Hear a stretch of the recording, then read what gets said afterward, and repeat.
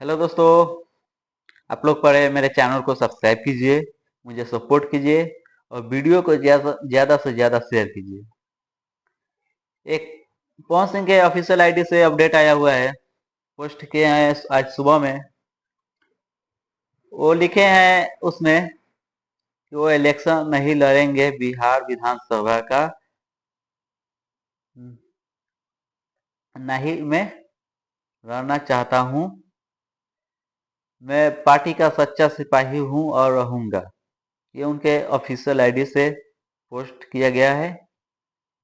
वो direct announcement कर दिए हैं कि वो इलेक्शन नहीं लड़ेंगे।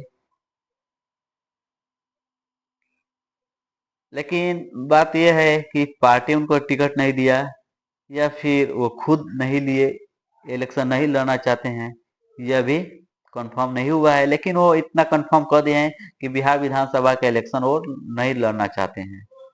तो इसमें आपका क्या राय है? आप लोग जरूर बताइए, कमेंट कीजिए, वीडियो को ज़्यादा से ज़्यादा शेयर कीजिए। Thank you.